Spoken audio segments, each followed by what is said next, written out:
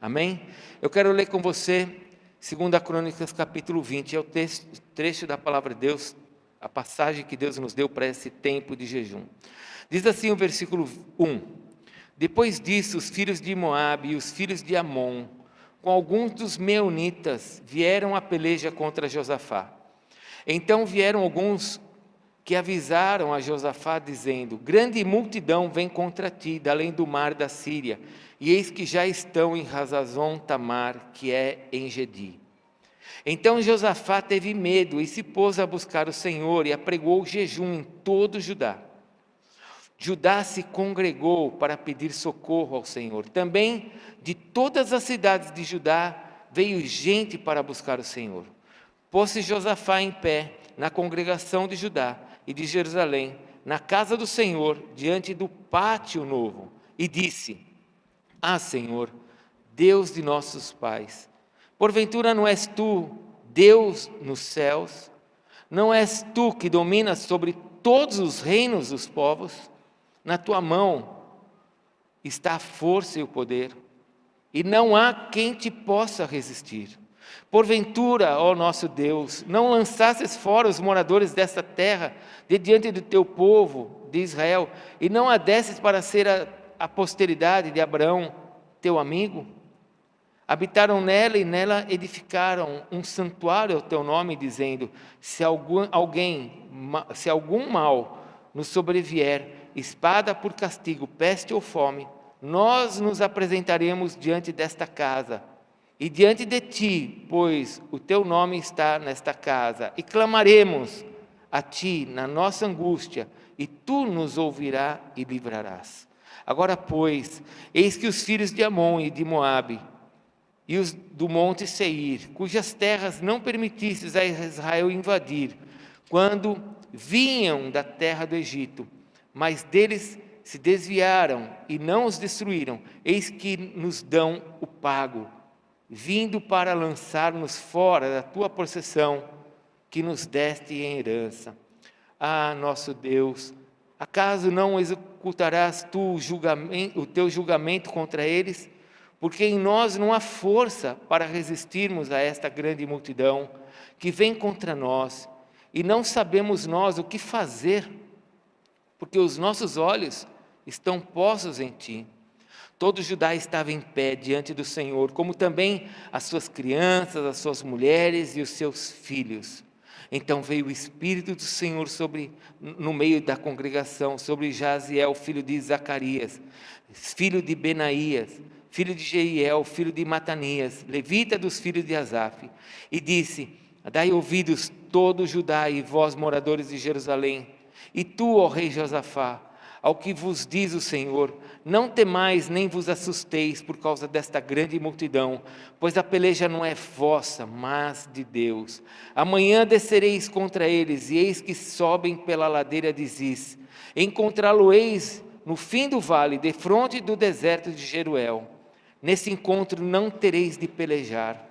Tomai posição, ficais parados, e vede o salvamento que o Senhor vos dará a Judá e Jerusalém. Não temais, nem vos assusteis. Amanhã sai-lhes ao encontro, porque o Senhor é convosco. Até aqui, amém? Vamos orar ao Senhor? Feche os seus olhos, coloque a sua Bíblia sobre a cadeira, coloque a tua mão sobre o teu coração. Eu queria que você orasse agora, você tivesse o teu tempo com Deus, e você pudesse falar para Deus o quanto você o ama e o quanto você precisa dele. O versículo 13 diz que eles estavam todos unidos, nós estamos aqui unidos. A palavra de Deus diz que Josafá disse na sua oração: nós não sabemos o que fazer diante dessa multidão. Talvez você olhe para o ano que vem e você fale: Senhor, eu não sei o que eu vou fazer diante desta terra, com tantas coisas. O Espírito de Deus foi derramado ali, e veio a direção para o povo de Deus. Fale para Deus nessa noite: Senhor, derrama o teu Espírito na minha vida. Derrama o teu Espírito na vida do apóstolo, na vida dos meus pastores, na vida da minha família, para que nós possamos saber o que fazer. Fale para Deus: Senhor, derrama o teu Espírito sobre a minha vida. Fale para Deus: sobre a minha vida, Senhor, derrama o teu Espírito. Em nome de Jesus, fale para Deus: em nome de Jesus, me dá a direção, Senhor. Me dá a direção diante desse mundo, diante desses exércitos que estão aí fora. Me dá a direção. Pois eu creio, fale para Deus: eu creio, Senhor, que Tu és aquele que pode me ajudar. Tu és o meu Deus. E eu coloco toda a minha dependência nas Tuas mãos, Senhor. E como Josafá, eu declaro nesta noite que eu dependo de Ti e das Tuas direções. Tu és o Deus Todo-Poderoso. Faz a Tua obra em mim. Fale isso: faz a Tua obra em mim. Em nome de Jesus. Pai, eu peço pela Tua igreja agora, e no meio da ministração da Tua palavra, que Teu Espírito abra os nossos ouvidos, abra o nosso coração, para nós entendermos o que o Senhor tem para nós. E como nós oramos, Senhor, diante das muitas nações que estão aí fora, muitos povos, muitos exércitos, muitos demônios, muitos pensamentos, muitas filosofias, muitos planos iníquos, diante de tudo isso, nós sabemos que a vitória virá do Senhor. E no Senhor nós sairemos, ó Deus, mais do que vencedores. Então orienta-nos, Senhor, fala ao nosso coração nesta noite, em nome de Jesus. Amém, Senhor, amém? Josafá, um homem que procurou fazer a vontade de Deus, um homem que temente a Deus, assim como você e como eu, querendo saber o que Deus queria da sua vida, se envolveu numa grande encrenca, nós já vimos isso, porque ele se tornou amigo de Acabe, e Acabe quase acabou com ele, literalmente. O rei Acabe, um rei perverso, Josafá se tornou amigo desse rei perverso, e quase caiu numa cilada onde ele perdeu sua vida. Isso tudo está escrito no capítulo 18 e 19 de 2 Crônicas. Mas Josafá, no capítulo 19, ele resolve dar uma ajustada na sua vida. Ele começa a fazer algumas coisas muito importantes. Entenda, as coisas acontecem na nossa vida por tomadas de decisões. E uma tomada de decisão hoje não quer dizer que a coisa vai mudar amanhã, mas quer dizer que ela vai mudar. Existem coisas que a gente vai tomando decisões hoje que vai mudar lá na frente. Algumas podem acontecer hoje, mas outras demoram um pouco. E Josafá, no capítulo 19, ele tomou algumas decisões. Ele viu que ele quase morreu. Ele viu que ele quase perdeu a vida dele por ter se envolvido com uma pessoa iníqua. E ele então resolveu mudar. Fale comigo: mudar. Espero que você esteja mudando, porque essa é a melhor coisa que existe, mudar. E Josafá resolveu mudar. Ele tomou algumas decisões, tirou os ídolos, derrubou os postes ídolos da nação de Judá, de Jerusalém, levantou juízes sobre a terra para que pudesse o povo ser julgado de maneira correta, justa. E se alguma coisa escapasse pelos dedos dos juízes, ele levantou levitas para conciliar as pessoas, para que não ficasse nada de errado no meio do povo. Ou seja, Josafá se preocupou com o bem-estar não somente dele, mas de todos que estavam à sua volta. E quando chega no capítulo 20, nós já estamos na nossa 7ª pregação sobre esse livro. Chega no capítulo 20, o inimigo se levanta, porque nós já vimos que todas as vezes que a gente toma uma decisão para fazermos algo por Deus, o inimigo vai se levantar. O inimigo se levanta e traz para Josafá algumas impressões erradas. A impressão de que aquela multidão iria destruí-lo, ele ia ser derrotado por meio daquela impressão. A impressão, ela era verdadeira, uma multidão estava ali. O errado foi aquilo que Josafá recebeu, que ele seria destruído. Era verdade que tinha 3 nações ali praticamente, 2 nações e meia. E a impressão dele foi: eu vou ser destruído. E aí o que ele faz? Ele passa a buscar a Deus. Ele vai fazer um jejum específico para saber o que é que Deus ia fazer no meio daquilo. Ele precisava da vontade de Deus para aquilo. Ele não olhou e falou assim: nossa, estou quebrado, meu cartão de crédito está estourado, estou no vermelho no banco, estou mal. Ele não pensou assim: deixa eu ver, eu vou conversar com o meu gerente. Ele não fez isso. Ele olhou e falou assim: a coisa está muito ruim, a situação está muito difícil. E por ver que a situação está muito difícil, eu vou procurar Deus. E é sobre isso que eu quero conversar com você nesta noite, sobre algo muito importante, porque ele fez o jejum, mas esse jejum deu certo. Porque Josafá tomou uma decisão, que é uma decisão que agrada muito o coração do pai. Eu quero compartilhar sobre essa decisão que Josafá tomou. Porque o jejum, todos nós aqui podemos fazer jejuns diferentes aqui. Podemos buscar a Deus por situações diferentes no meio do nosso jejum. Mas a palavra de Deus diz que Josafá fez algo que era muito importante para que Deus o ouvisse. Diz o versículo 3 que ele pediu socorro a Deus. E nesse socorro ele apregou o jejum, mas diz assim: em todo o Judá. Então o jejum que ele apregou não era só algo dele, mas era algo para toda aquela nação.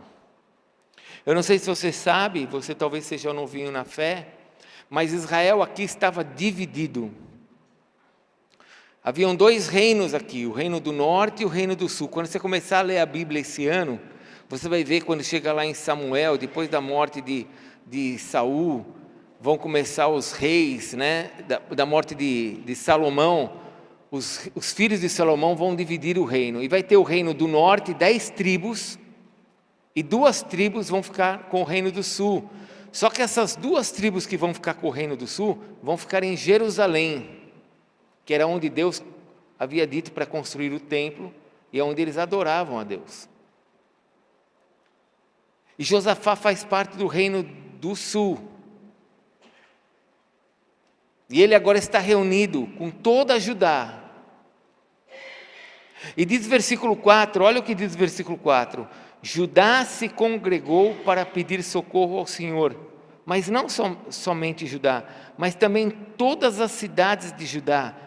E veio gente para buscar o Senhor. O versículo 5 diz ainda que eles se colocaram em pé diante da congregação,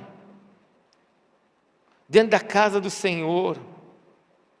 Então você pode imaginar aquela multidão se chegando diante do templo.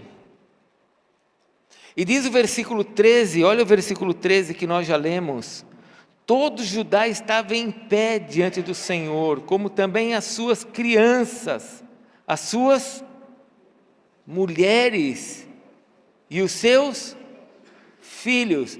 Filhos não são crianças, crianças não são filhos? Não, aqui está fazendo a diferença. Aqui está sendo apontado para você que havia muitas crianças pequenininhas ali, e havia pais com seus filhos maiores. Mas você sabe que onde eles estavam, ali perto do templo, havia cobertura, sombrite para todo mundo. Tinha também bebedouros de água e também banheiros químicos em todos os lugares. Ei, como é que você imagina essa cena? Eu preciso que você pense, como é que você imagina essa cena? Facilidades ou dificuldades? Eu queria que você pensasse hoje, 2022, se você pegaria o teu filho pequenininho, de colo. Eu acho que não pegaria, porque hoje em dia, quando a mãe tem neném, ela demora 1 ano para trazer o filho para a igreja ultimamente. Porque é uma coisa assustadora. Eu trouxe minhas filhas para a igreja, depois de 10 dias já estavam na igreja, 15 dias já estavam na igreja. Mas hoje eu não sei o que acontece, que as crianças, elas são doentes desde que elas nascem. Os pais fazem delas doentes, né? Falam, ela vai ficar doente. Já estão profetizando, né? Mas naquela época era diferente de hoje. E eles estavam ali no meio do sol, do nada, diante do templo, com seus filhos pequenos e os filhos maiores, e em pé, esperando ali uma resposta de Deus. O que chama a atenção, irmãos, e que é algo que é fundamental para nós sermos abençoados diante de Deus, é a unidade. Fale comigo, unidade. Eu sei que você sabe, mas Deus é um Deus triuno. É Pai, Filho e Espírito Santo. Em João capítulo 10, Jesus disse assim: eu e o Pai somos um. João 14, Jesus disse assim: ninguém vem ao Pai a não ser por mim. Quando Deus nos fez, em Gênesis, Ele nos fez a sua imagem e semelhança, exatamente para que nós pudéssemos ter unidade com Ele, comunhão com Ele. Deus não nos fez igual aos cavalos, Deus não nos fez igual aos cachorros, Deus não nos fez igual a nenhum outro bicho, Deus nos fez semelhantes a Ele, para nós termos comunhão com Ele. Porque Deus, veja bem o que eu vou te falar, Deus é um Deus de unidade. Fora da unidade não tem amor. Uma vez eu estava numa aula de teologia, quando eu era jovenzinho ainda, eu lembro que meu professor falou uma frase que eu nunca mais esqueci.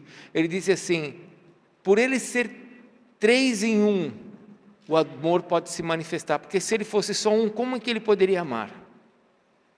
E eu fiquei pensando naquilo, eu falei, é verdade. Uma pessoa sozinha ama o quê? Como é que Deus poderia manifestar amor sendo Ele só? E esse Deus, que é 3 em 1, Pai, Filho e Espírito Santo, Ele nos fez para nós termos comunhão com Ele. Então, a unidade, irmãos, para Deus, é a coisa mais importante, fora a salvação. Eu preciso que você entenda isso no seu coração, porque nós fomos feitos à imagem e semelhança de Deus, só que entrou em nós o pecado. Quando nós nascemos, nós não nascemos daquela forma como Deus nos fez lá em Gênesis capítulo 1, capítulo 2. Nós não somos semelhantes àquilo mais. Nós somos semelhantes agora ao homem de Gênesis 3, com a semente do pecado. A Bíblia diz que o homem transmite o pecado para outro homem. Isso vai por meio da semente. A semente é o espermatozoide. O homem é que transmite o pecado. Se você for olhar aqui, todo mundo nasceu de uma semente. Quem não nasceu sem a semente do homem? Quem? Jesus. Jesus nasceu da semente de quem? Do Espírito Santo. O Espírito Santo chegou no óvulo de Maria e fecundou ali o óvulo, Ele mesmo. Por isso que Jesus nasceu sem pecado. Mas todos nós nascemos em pecado. Maria, seja lá quem for, todos nasceram em pecado, porque nasceram da semente do homem. Então nós não somos aquele homem que foi feito por Deus sem pecado, nós somos o homem que já vem da semente do pecado. Então existe em nós as resistências com relação às coisas de Deus, porque nós temos o pecado em nós. Então quando a gente fala assim de comunhão, de unidade, ainda que você escute, você fala, isso é importante, você tem que entender que isso é uma guerra dentro de nós. Ainda que você fale assim, não, é muito importante a gente ter unidade, dentro da nossa casa tem que ter unidade, com os nossos filhos tem que ter unidade, eu tenho que ter unidade com a igreja, eu tenho que ter unidade com Deus. Ainda que você fale que essa comunhão é importante, isso é uma guerra. Olhe por favor, abra lá em João capítulo 17, abre lá por favor, rapidinho, João 17, versículo 11, João 17, versículo 11, olha o que Jesus disse: já não estou no mundo, mas eles continuam no mundo. Eles quem? Somos nós. Ao passo que eu vou para junto de ti, Pai Santo, guarda-os em teu nome, que me destes, para que eles sejam um, assim como nós. Qual é a vontade do Pai para nós? Que cada um pense o que quer e faça o que quer. É isso? Nós viemos aqui para adorar Jesus, amém? Nós vamos tomar a ceia. Nós temos que nos provocar, porque se a gente não se provocar, nós não vamos ser curados das doenças que estão na nossa alma. Jesus está dizendo assim como eu sou um com o Pai, vocês precisam ser um. Vocês têm que ter unidade. Isso não quer dizer que nós vamos gostar das mesmas coisas, torcermos pelos mesmos times, termos a mesma cor, gostarmos do mesmo tipo de cabelo. Um gosta de piercing, outro não gosta. Não quer dizer que nós vamos gostar das mesmas coisas, mas unidade está acima disso. Unidade vai além disso. E Jesus está dizendo: Pai, eu vou embora, eles vão ficar. Mas assim como nós somos um, eu preciso que o Senhor os ajude a serem um. Olhe, por favor, no versículo 21. A fim de que todos sejam um, e como és tu, ó Pai, em mim e eu em ti, também sejam eles em nós, para que o mundo creia que tu me enviaste. Ou seja, agora não é só uma unidade entre eu e você e Deus e Jesus, mas é uma unidade entre nós e Ele. Deus ama a unidade. Deus ama a unidade. E no meio da unidade Ele se manifesta. Olha o versículo 22. Eu lhes tenho transmitido a glória que me tens dado, para que sejam um, como nós o somos. Novamente eu quero te provocar com muito amor de um pai. Você está escutando isso e você está falando amém, glória a Deus, mas isso é um problema para nós. É só o irmão que está do teu lado aí, que você não conhece direito, se ele pisar no teu pé amanhã, você já não quer mais vir à igreja. Se ele não te cumprimentar, você já não quer mais sentar perto dele. Porque essa situação está dentro de nós, e Jesus fala várias vezes, vocês têm que ser um. Então é uma coisa que a gente tem que entender, que isso é contra a nossa natureza. Ser um é contra a minha natureza. A minha natureza não quer isso. Olha o próximo versículo, versículo 23. Eu neles e tu em mim, a fim de que sejam aperfeiçoados na unidade, para que o mundo conheça. Irmãos, nós não vamos ser aperfeiçoados em unidade nenhuma se nós não estivermos unidos. Como o ferro com o ferro se afia, já pegou 2 pedaços de ferro para afiar? Já viu? 2 pedaços de ferro afiando a faca? Como é que se afia uma faca? Pegando uma esponja, Scott Bright, aquela verdinha lá, e você afia a tua faca. Não é assim que você afia? Não, é ferro com... Como é que se aperfeiçoa a igreja? É na unidade. Ferro com ferro. É assim que a gente vai ficando cada vez melhor. Mas a nossa natureza não quer isso. Sabe o que a nossa natureza quer? Abre lá em Provérbios, eu vou te falar o que a nossa natureza quer. Abra, por favor, em Provérbios capítulo 6. Provérbios 6. O que a nossa natureza quer é o que Deus diz na sua palavra, que Ele abomina.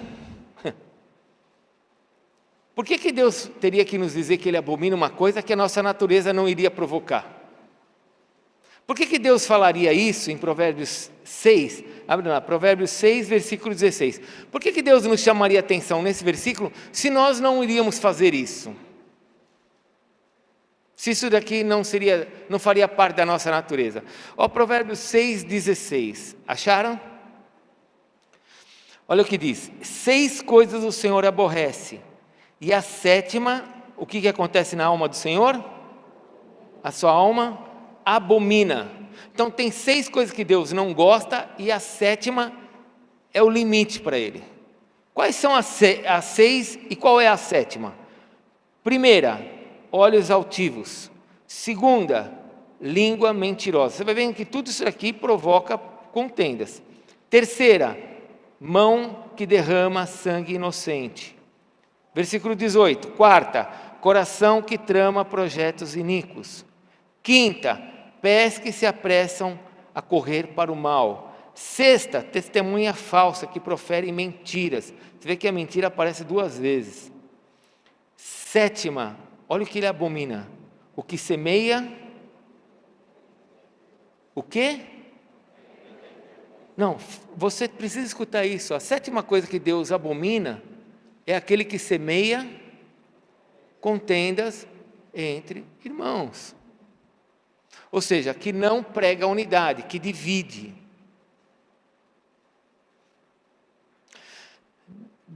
Preciso tratar algumas coisas com você com muito amor.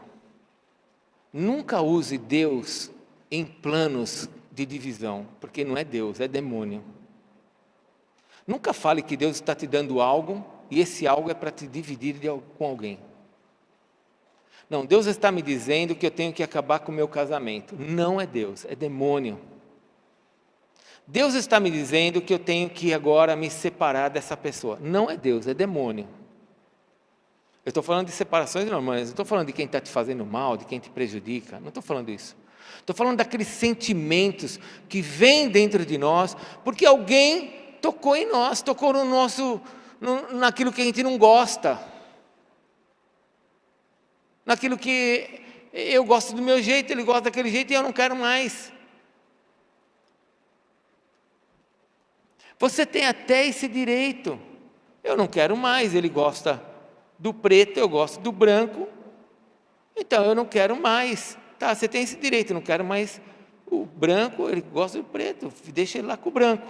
Agora, o que você não pode é porque você não gosta do branco e você gosta do preto, começar a levantar pessoas para ficarem todas contra o branco, e você diz que ainda é Deus que está te mostrando que o certo é o preto.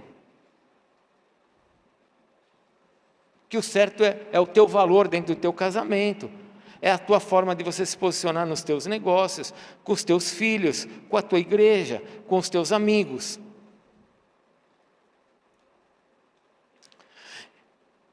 A unidade, ela é a responsável, é a coisa mais importante para nós atrairmos o coração de Deus.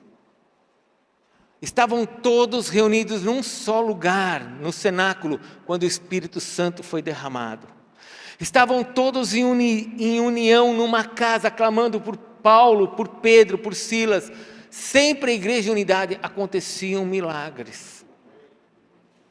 A unidade é aquilo que atrai o coração de Deus, e Deus olha e fala, eles estão unidos, é isso que eles querem, é isso que eu vou fazer. Mas dentro de você, dentro de mim, existe aqui dentro um negócio, que se alguém passa do limite, já não serve mais. E eu preciso entender que isso é um problema, que tira de mim a bênção. Onde eu fico usando o nome de Deus, e que não é Deus coisíssima nenhuma, é o Deus desse século.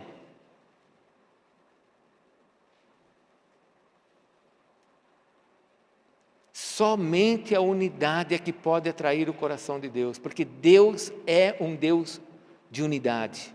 Nos fez para andarmos em unidade com Ele. Quando Deus criou o homem e a mulher, o que Ele fez? Ele criou o homem do pó da terra, depois Ele tirou do homem uma parte das suas entranhas, no nosso original está costela, mas é da entranha do homem. E aí o que Ele fez? Colocou os dois, um de frente para o outro. Ele falou assim, agora vivam bem nesse jardim. Mas antes de Ele falar, viva bem nesse jardim, Ele disse que vocês dois vão ser o quê? Uma só carne. O plano de Deus sempre envolveu unidade.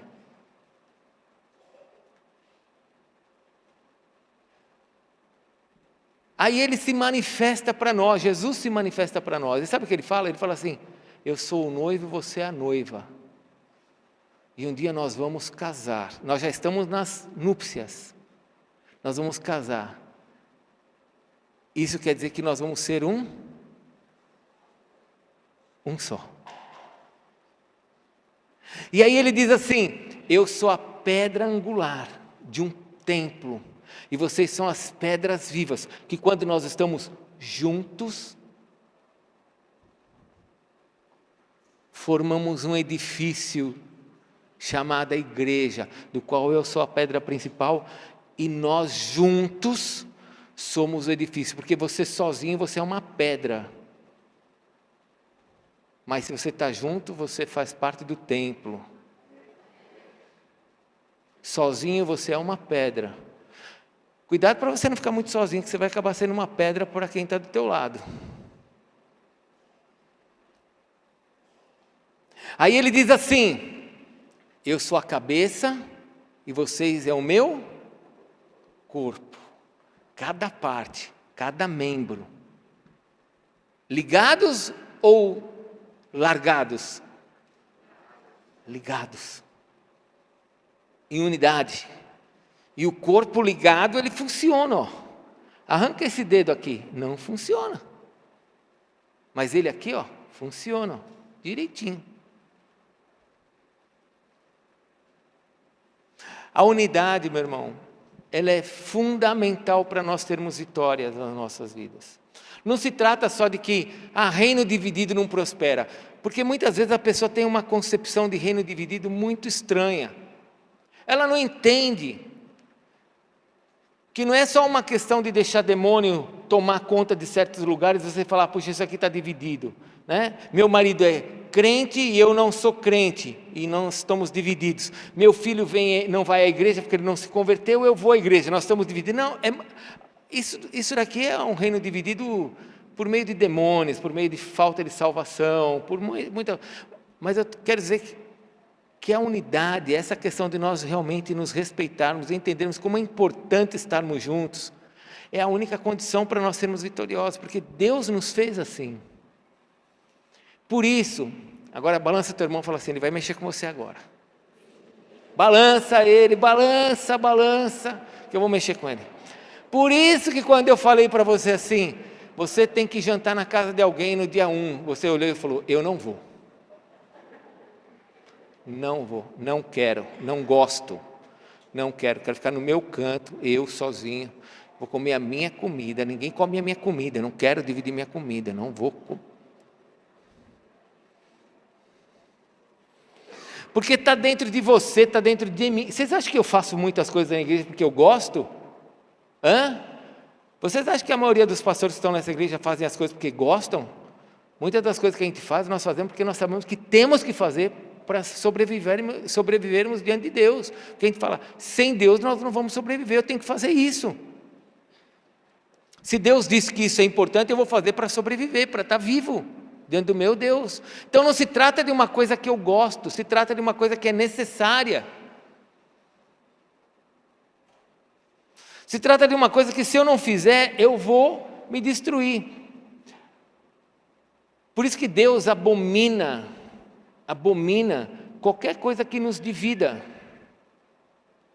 Por isso que eu tenho que entender que, ainda que eu tenha um plano santo, se esses planos santos estão dividindo qualquer coisa dentro da minha casa, com os meus filhos, com a minha esposa, no trabalho onde eu estou, se eu estou dividindo as pessoas onde eu trabalho, eu posso estar certo, eu estou certo, o meu chefe está errado, aquele funcionário está errado, mas o que eu estou promovendo é desunião, é divisão, isso é coisa de demônio. Deus abomina isso, gente. Não se trata de você estar certo ou estar errado, se trata de que isso não vai te trazer a vitória. Deus não vai ouvir isso. Deus tem uma outra forma de agir quando as coisas estão erradas, e não é falando mal um do outro, não é jogando fora o outro. Tem uma outra maneira que Deus age quando nós estamos diante de situações difíceis, que é por meio da oração, é clamando a Ele para que Ele interfira e Ele mude a situação. Não é por meio das nossas estratégias, porque as nossas estratégias se tornam iníquas, malignas. Tem que ser as estratégias dEle. Quando Paulo diz assim, em Filipenses, orai pelo rei. Paulo, você está louco? O rei é Nero, mandou incendiar Roma, está mandando matar os cristãos, você está mandando orar pelo rei? Porque essa é a metodologia de Deus, é diferente da nossa.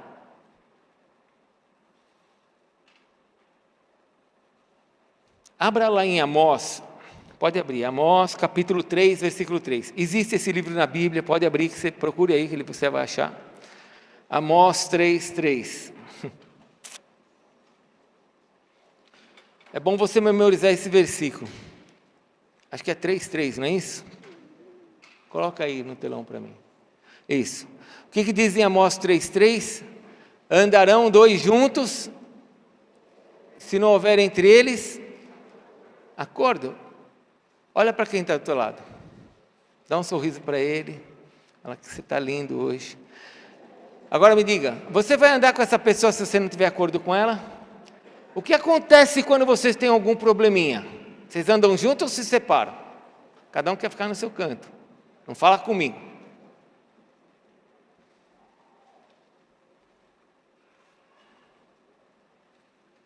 Não tem como andar junto se não tiver acordo. Não tem como ter bênção se não tiver unidade. Não tem como.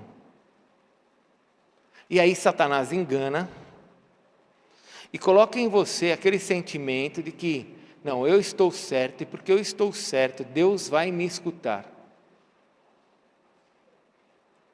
Sendo que Deus diz em Provérbios 6 que Ele abomina aquele que fica trazendo contendas, aquele que joga fora, aquele que não trabalha na unidade.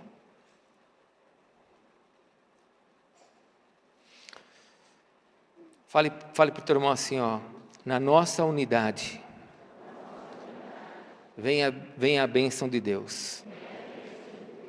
Fale para um irmão que está perto, na nossa unidade, venha a bênção de Deus. E sabe, irmãos, a forma de Deus fazer, nós não precisamos nem fazer força. Teve uma irmãzinha no final do culto domingo passado, eu estava subindo aqui, lá no finalzinho, não sei se ela está aqui nesse culto hoje. Ela falou assim para mim, eu tomava um monte de remédio, não estou tomando mais remédio nenhum para dormir. Acho que era para dormir. Está aqui, a irmã?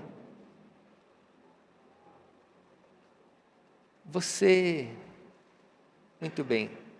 Aí você foi no médico. Pegou os resultados? Ainda não.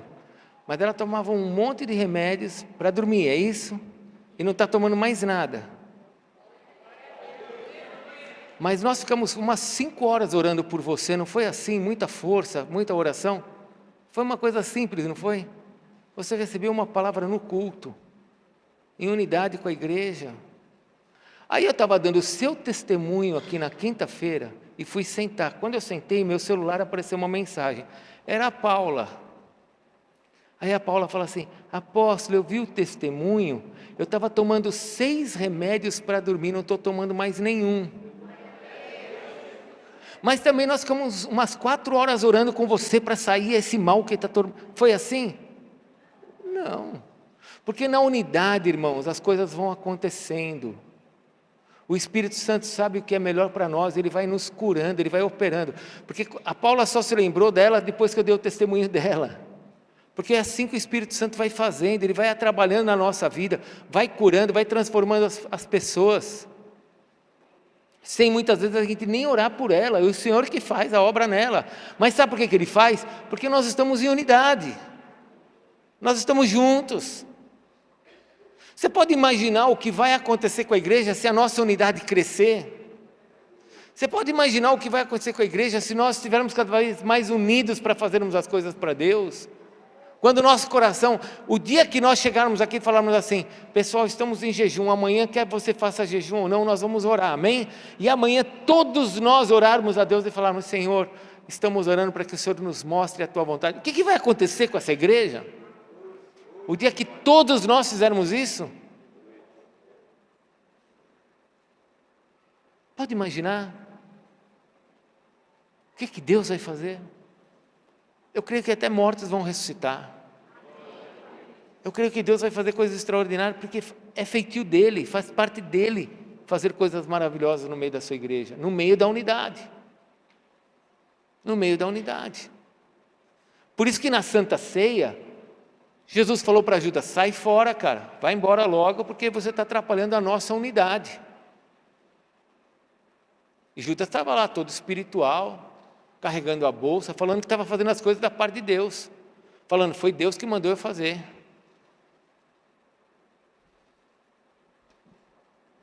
Deixa eu falar duas coisas bem rápidas para você que é importante com relação à unidade. Porque uma delas que é, volte lá para 2 Crônicas, por favor. Uma das coisas que é importante na unidade, que a unidade provoca, é o fortalecimento do nosso propósito. Fale comigo, o fortalecimento do meu propósito. Quando você tem um marido, uma esposa que se unem e falam, nós vamos caminhar nessa direção, vocês fortalecem o propósito de vocês. Nós vamos orar, eu, marido, e ela, esposa, nós vamos orar pelo nosso filho, para que o nosso filho entre na faculdade, fortalece o propósito. Unidade fortalece o propósito. Quando Josafá olhou e viu aquele monte de inimigos, e ele falou para o povo, pessoal, nós vamos jejuar, o povo veio e disse assim, nós estamos juntos nesse propósito. Unidade fortalece propósitos. Unidade leva as pessoas numa direção onde as coisas vão ficar mais fáceis para nós, porque nós vamos olhar um para o outro e vamos falar, estamos juntos. O Senhor está conosco. Nós nos sentimos protegidos, nos sentimos abençoados pela presença de Deus e pelos irmãos que estão à nossa volta.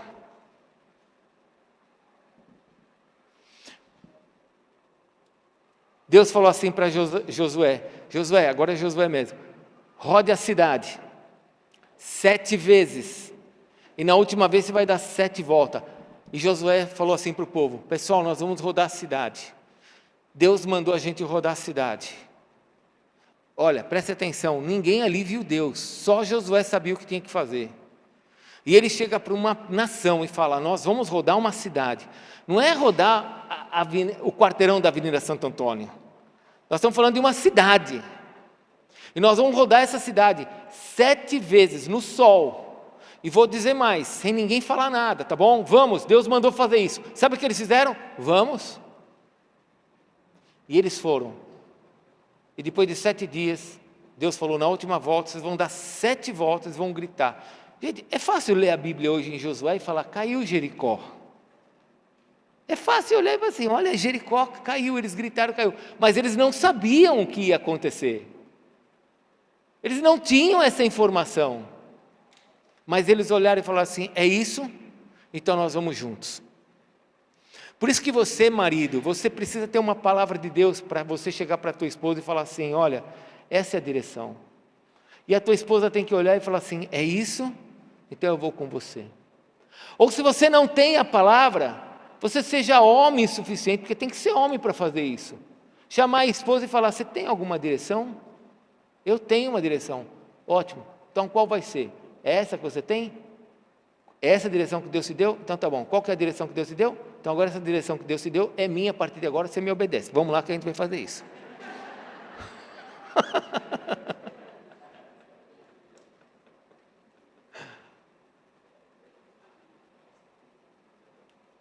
Mas precisa ter unidade, porque a unidade fortalece o propósito. Se não houver fortalecimento do propósito, cada um está guerreando a sua luta e a sua batalha. E é exatamente isso que o diabo quer, que você tenha a sua batalha. A unidade fortalece o propósito. A Adriana leu hoje de manhã um trecho de Filipenses, eu queria ler o mesmo trecho que ela leu, Filipenses capítulo 2, abre lá por favor. Filipenses 2, versículo de 1 a 4.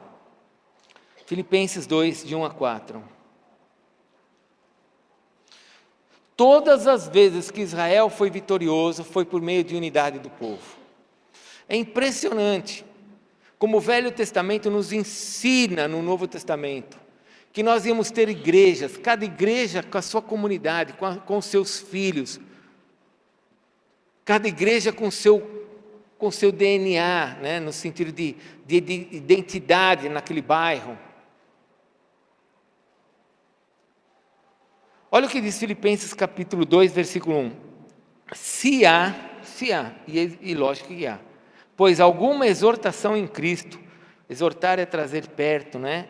É trazer perto, é conversar, é sustentar. Se há, pois, alguma exortação em Cristo, alguma consolação de amor, alguma comunhão do Espírito, se há entranhados afetos de misericórdia, completai a minha alegria, de modo que penseis a mesma coisa, tenhais o mesmo amor, sejais unidos de alma, tendo o mesmo sentimento. Nada façais por partidarismo ou vanglória, mas por humildade, considerando cada um os outros superiores a si mesmo. Não tenha cada um em vista o que é propriamente seu, senão também cada qual o que é dos outros. Nós estamos num mundo hoje, irmãos, da internet, onde as pessoas querem se promover, elas querem aparecer. Elas têm dificuldade de mostrar os outros, porque a pessoa tem que aparecer. E a Bíblia fala completamente o contrário. Pense no que é melhor para o outro. Pense no que é melhor para o outro. Pense igual. Tenha unidade. Não deixe nada te dividir, porque senão você não vai vencer. Como é que eu posso esperar que a minha família seja abençoada se cada um quer fazer uma coisa? Bom, mas e se cada um quiser fazer uma coisa diferente ali, para o seu propósito pessoal? Muito bem, eu como pai, vou ver que agora o propósito pessoal da minha esposa é esse, o propósito pessoal da minha filha é esse, o propósito pessoal do meu genro é esse, da minha outra filha é esse, o meu é esse, e eu vou abençoar isso. Mas eu não vou me colocar agora, não, isso aqui eu não quero, isso aqui eu também não quero, isso aqui também não quero, e eu vou agora lutar para que dê errado. Eu vou manter a unidade. Eu vou trabalhar por essa unidade. Eu vou trabalhar para que dê certo. Eu vou trabalhar para que isso cresça na vida deles. Fale comigo, a unidade traz a bênção de Deus sobre a minha vida. A unidade fortalece o meu propósito. Mas tem uma segunda coisa que eu acho ainda mais importante para nós, nesse nosso tempo. A unidade, irmãos, guarda os nossos ouvidos daquilo que tenta nos separar. Deixa eu te falar uma coisa. Quando Deus fez o homem, Ele criou o homem à sua imagem e semelhança. E esse homem se afastou da presença de Deus, depois nós temos Noé, e depois de Noé nós temos a Torre de Babel. E lá na Torre de Babel, depois que você leia lá, você vai ver que Deus olha dos céus e vê o homem fazendo uma torre, chamada um zigurag, aquela torre. E o homem estava levantando aquela torre para fazer com que o seu nome fosse célebre. Ali começam todas as religiões da terra, ali em Babel. Só que Deus, Pai, Filho e Espírito Santo estão olhando aquilo e eles conversam entre eles. Você vai olhar o trecho e você vai ver que eles estão falando no plural. Eis que o homem, eles estão unidos de tal maneira que não há quem vai conseguir ganhar deles. Porque o próprio Deus sabe que a unidade não tem como ser, um povo não tem como ser destruído em unidade. Então o que Deus fez? Deus manda as línguas, a confusão das línguas. E agora, por causa da confusão das línguas, o homem se espalhou. Porque naquela unidade Deus não tinha o que fazer.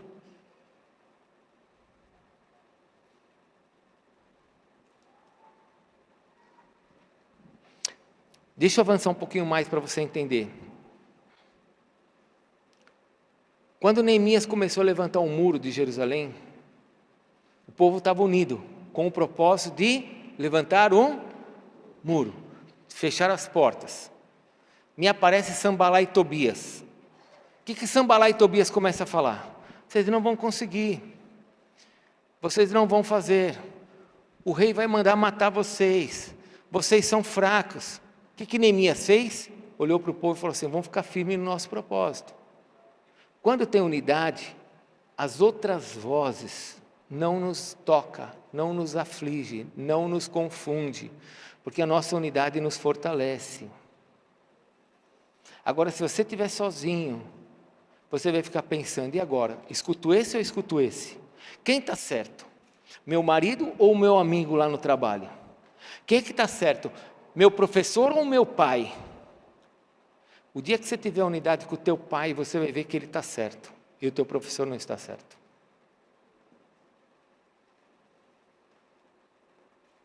Unidade gera propósito, unidade gera uma condição de guardar os nossos ouvidos dessas vozes que tentam nos separar, que tentam nos destruir.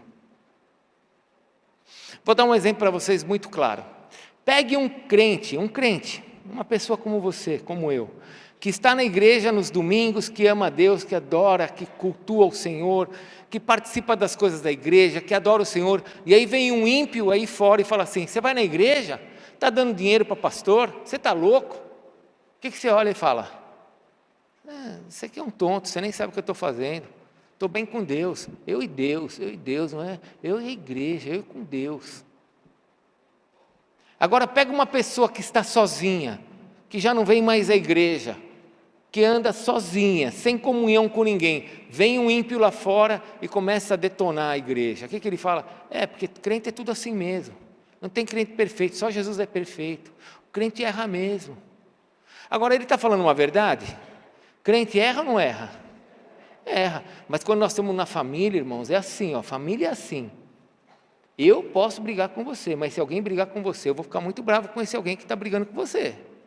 Porque nós somos uma família. Não mexam com vocês, porque nós somos uma família. Se mexer com você, eu vou orar por você para que Deus cuide de você, para que ninguém te faça mal. Nós somos uma família. Mas se a pessoa não está reunida, ela começa a pensar como o mundo. Realmente todo crente erra, todo mundo peca.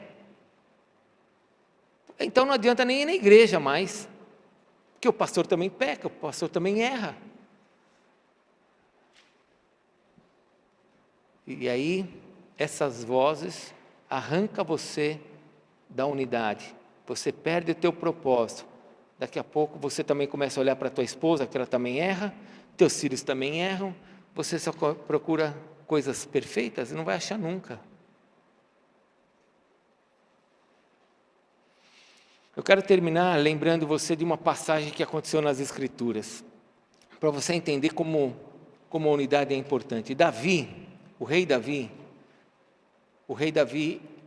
ele foi um homem que teve muitos momentos difíceis na sua vida. E teve muitas oportunidades, inclusive de matar Saul. Numa dessas oportunidades que ele teve de matar Saul, ele estava dentro de uma caverna. Saul estava ali sozinho. E os homens dele falaram para ele: Davi, vai lá e mata Saul. Davi olhou e falou assim: não, eu não vou tocar no ungido do Senhor. E aqueles homens, por terem unidade, eles falaram: então ninguém toca no ungido do Senhor. Não só Davi foi abençoado por não fazer a coisa errada, mas como todos que estavam ali foram abençoados. Sabe, a unidade é algo que você tem que ir semeando no coração das pessoas aos poucos. Não adianta você achar que vai ser de um dia para o outro. Agora Davi semeou isso no meio do coração desses homens, preste atenção. E esses homens agora vão reinar com Davi. Mas antes de reinar, esses homens vão para uma batalha chamada Batalha de Ziclag, onde, quando ele chegou na cidade, as suas esposas, seus filhos, todo mundo tinha sido roubado e levado embora. E agora Davi, com estes homens, eles vão buscar o que foi roubado. E nesse caminhar, presta atenção, esses homens que estavam em unidade e aprenderam unidade com Davi dentro da caverna, agora eles vão atrás do povo que roubou a família. E quando eles estão caminhando, um grupo fica cansado. E eles falam: nós estamos cansados, não dá para ir. Davi fala assim para eles: sentem aqui, descansem. Quem não está cansado? Nós. Aí Davi vai com esse grupo, vai para a guerra, traz todo mundo de volta, com os despojos, com dinheiro, com ouro que eles trouxeram. Quando eles encontram este povo, Davi fala assim: nós vamos dar o despojo para vocês também, porque vocês estavam cansados e não foram, mas nós vamos abençoar vocês. Porque, irmãos, Davi se tornou um rei vitorioso porque ele não fazia divisões no seu reino.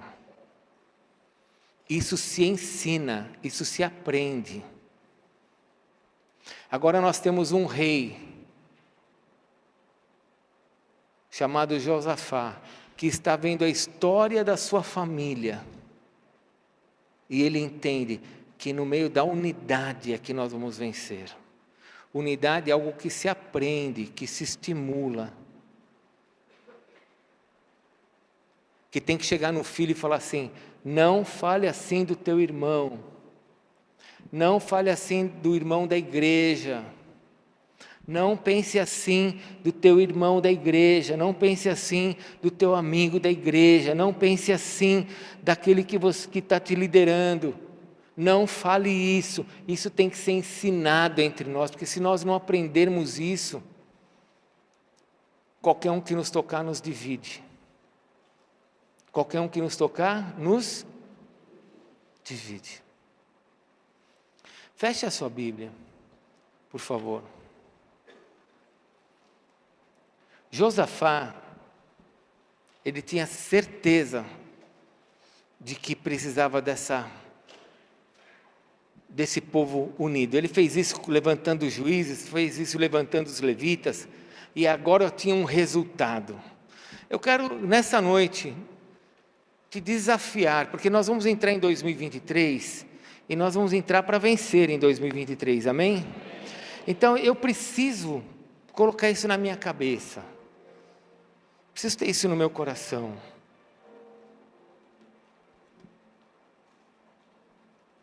Vou ensinar quem está à minha volta, eu quero aprender e quero ensinar quem está à minha volta, a ter unidade, a amar um ao outro, a respeitar, a entender que podemos ter pontos de vista diferentes, mas temos que andar na mesma direção. Queria que você fechasse seus olhos e você olhasse agora para dentro da sua casa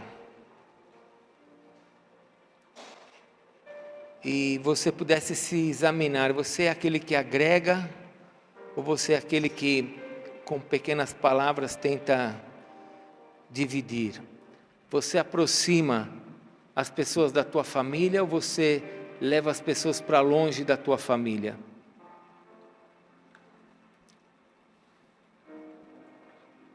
Eu olho daqui de cima, eu vejo muitos jovens casados. Vou falar isso como um pai. Você leva o teu marido para perto dos teus pais, a tua esposa para perto dos teus pais, ou você afasta todo mundo um do outro? Você acha que você vai vencer assim? Você deve ter escutado aqui durante anos: o telhado dos pais é o chão dos filhos. Um ora pelo outro para que um fique mais forte. É na unidade que nós construímos as coisas.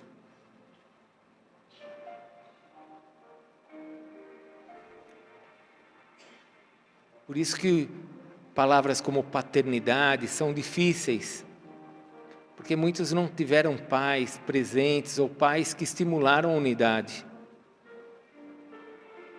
E muitas famílias se construíram com divisões. A minha família, materna, paterna, ela foi construída no meio de muitas divisões. Meu pai morreu, meus avós morreram, que trazia unidade entre os filhos, e nós perdemos essa unidade. Eu tive que entender sobre isso quando eu casei com a minha esposa, lendo a Bíblia, olhando os padrões de Deus nas Escrituras. Se você não teve um pai que levou você a agregar as pessoas que estão perto de você, a tua família, como eu não tive,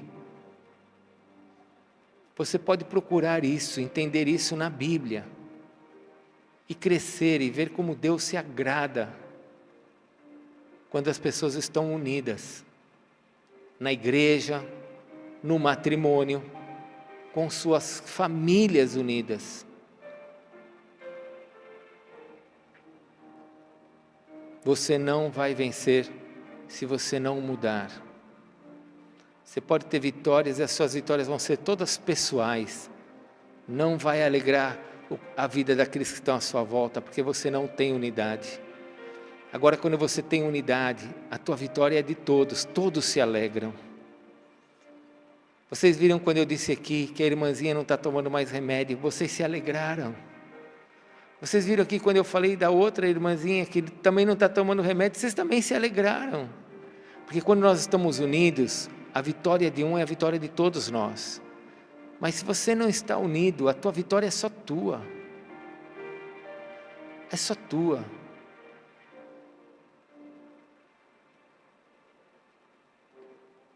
E Deus não quer isso para você. Então você precisa lutar contra o que está dentro de você. Quando Josafá estava com todo aquele povo junto, o Espírito de Deus visitou aquele acampamento. E o Espírito de Deus trouxe a palavra de Deus para eles. Vocês não serão destruídos.